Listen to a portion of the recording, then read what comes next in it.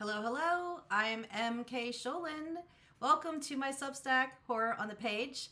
Here is a safe place to talk about horror and tips on the craft of writing horror, horror news, and trends happening in the world of horror movies, TV shows, and literature and novels.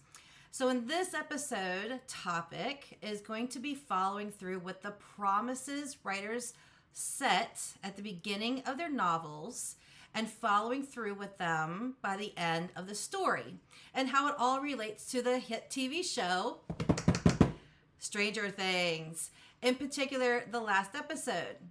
So, if you haven't watched it yet, pause this video and come back. There will be spoilers. But if you haven't seen Stranger Things, I'm not saying you have to watch it, but I gotta say I'm a bit surprised. But I also think that the lessons that I'm going to be sharing today, it's not like huge lessons, like I'm doing a class, but I'm going over a few points. And I think what I have to say will land with you.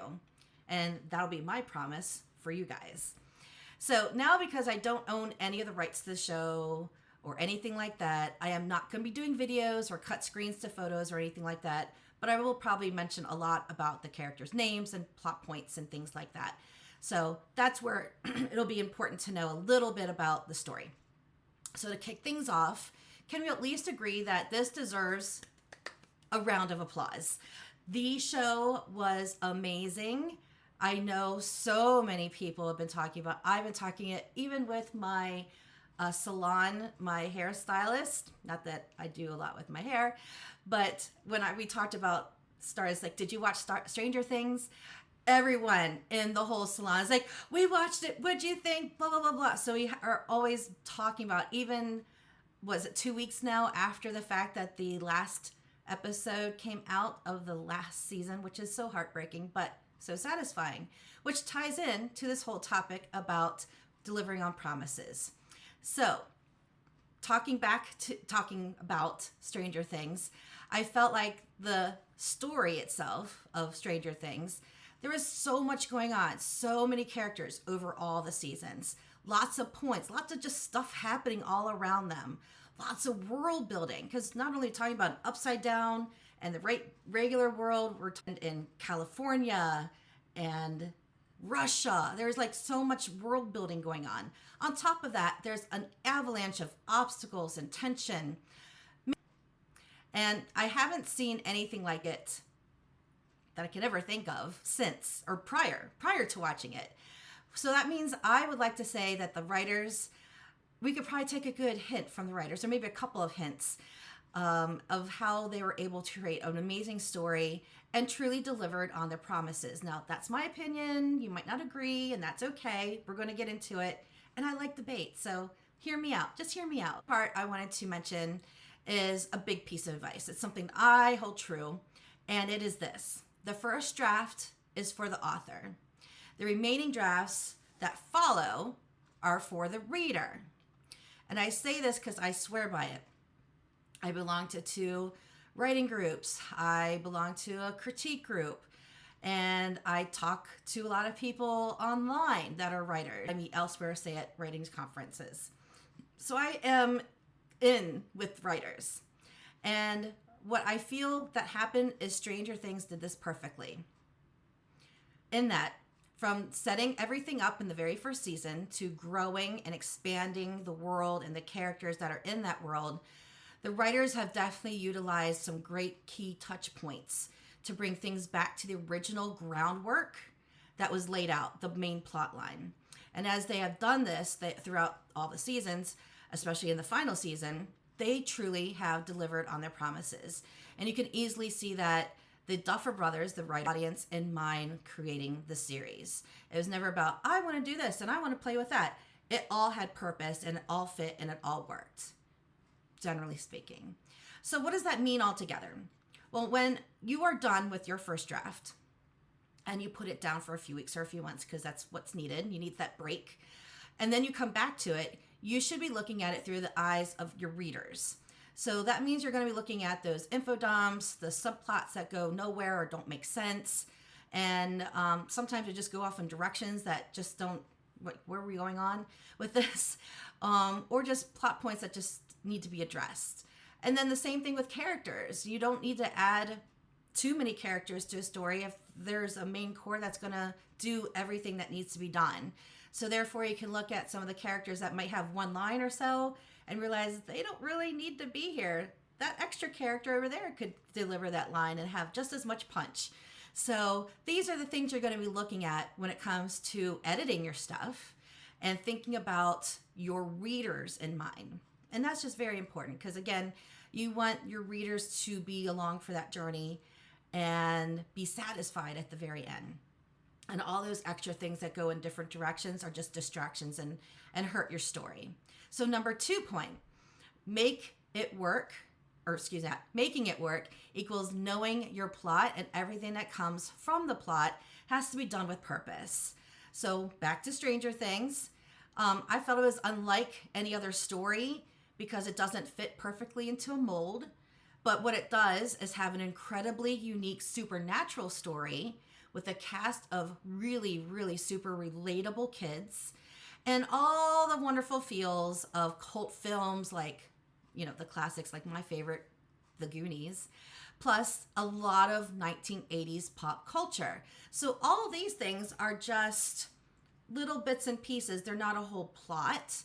So you need to have that plot in place, and everything needs to be connected to it, kind of like a sticky web, if you will. So at the heart of it, when you have this idea of a web that steams from the plot line. So I'm going to say, I'm not great with cameras here, but imagine this here is your plot line. It's always going forward to backward, or how this is viewed, depending on how perspective here. It's always going in one direction. It's not this and that and the other and whatever. However, your other subplots are going up and down and up and down and up and down, and their character arcs are going up and down, up and down, but it always relates to your plot line. And that's where I think everything that happened in Stranger Things went well, because when you have different settings such as Hawkins, Indiana, and California and Russia, there's always these breadcrumbs, major big breadcrumbs that lead back to that plot line. Same thing with the character arcs and everything else that follows. So that's something to also keep in mind. Always have a purpose with what you're doing with your plot, and know your plot. Number 3, and this is the final point here. Resolve all promises that have been set up in the beginning. So if your story is about a person, random idea here, about a person who just goes on a journey, who will forever be changed by the end, for whatever reason, whatever the journey is, they're going to be forever changed. Then that is what you have to deliver by the end of your story. Or else you will have endless poor reviews and disgruntled readers, saying that they are super frustrated. They got to the end, they read everything, and they feel cheated because the plot points or the whole plot did not resolve. People did not change. There was never a happily ever after. Maybe even the main character died by chapter 2, and that is just like a no-no. Or else that person begin with. But anyway, I digress. The point is, you want to make sure you deliver your promises to your readers, in that everything you set up, you make good on your promise. And this is where I think some really good resources like Save the Cat or The Story Solution, those are great books. And even Save the Cat has different types of books. So for instance, I'm reading Save the Cat Writes Horror. It's really good. And I do recommend it. But I also love The Story Solution. So how to make it work and how to make your characters fit in and everything like that. So it's having a better understanding really will help you in the long run. So let's circle back to Stranger Things. How did this work well? Well, literally every character arc and the relationships fit the bill. Like we have Will and Mike, who in the beginning and even at the end, solid friends, but they go on this kind of wild journey going back, and then they connect and they don't. Same thing with Will and his brother. You feel Jonathan's love for his younger baby brother throughout the whole thing, but there's always points where they're not connecting. But by the end, that's all resolved. the best one, Jim Hopper and Eleven, complete opposites. Then they get together. Then there's this bonding, and then they can't live without each other, and promises that don't do something that I wouldn't do, basically. And then at the end, there's this miraculous, wonderful understanding where I believed in her and I'm okay with how things played out, and it went really, really well. So those relationships were interesting. On top of that, you have Jim and Joyce, Joyce has a lot of stuff going on, but Jim's relationship with her I thought was fantastic and resolved really, really cutely at the end. Eve, oh, what a cute match. They had a very interesting relationship for several seasons. And then towards the end, things kind of shifted where now Robin is now having this unique relationship with Will, where kind of like Robin becomes the master and then she's teaching Will. And it's just a beautiful thing, which again promises towards the end. It doesn't go exactly where you think, but it does resolve really nicely. And then I have a couple of favorites, which is Lucas and Max. Love their relationship. I don't even go any further in that. It's just perfect. Eddie and Dustin, which is just for one season, they had a great friendship and bond. And then, of course, the bottom falls out with Eddie. But however, that continues on with the last season, where even the bigger arc with Dustin and Steve's relationship, their friendship, comes to a great closure, because there's just so much tension. So you have this bigger arc with Steve and Dustin, but then you have that small one with Dustin and Eddie, and it just really works out well because there are little ways that things kind of come together and go apart, and it really works. So not only that, the log line. Have you ever read the log line for Stranger Things? That delivers on an amazing promise, because the log line is still true no matter what season you watch. So the log line is this, and tell me if you disagree, but I think I'm right here. It reads, in 1980s Indiana, a group of young friends witnessed supernatural forces and secret government exploits. As they search for answers, the children unravel a series of extraordinary mysteries. It's vague, but it's enough to keep your interest. And that's the story. That is literally the story of Stranger Things. And do you not realize, or do you not think that that does deliver on the promise of, hey, this is what you're going to be doing. This is the ride you're going to be on. And trust me, if you get to the end, it'll be great. It works. So when done well, this is my little summary here, the reader will feel like they have taken an amazing emotional thrill ride, because everything resolves in the end. The kids graduate. People move on despite loss, but yet they still stick together.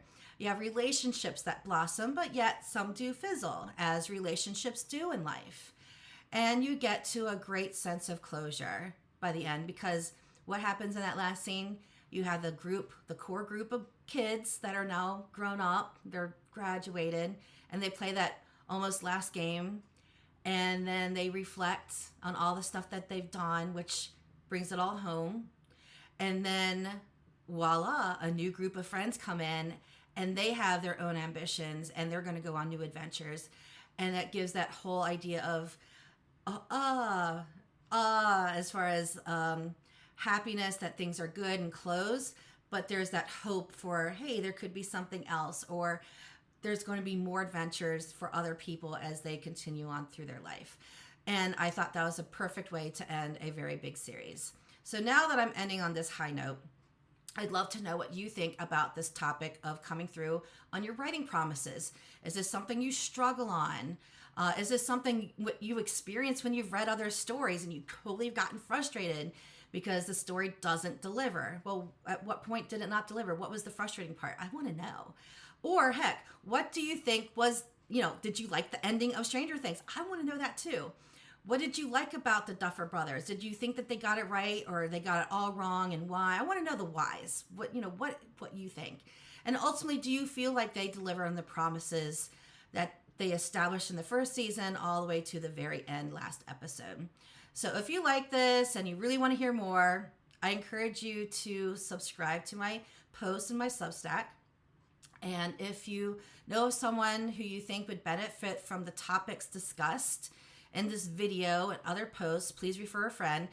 All else, please comment below. I want to know all your thoughts on all this. And I really hope this does help you, because until next time, I hope the words on this page inspires your own amazing stories that will leap off your pages.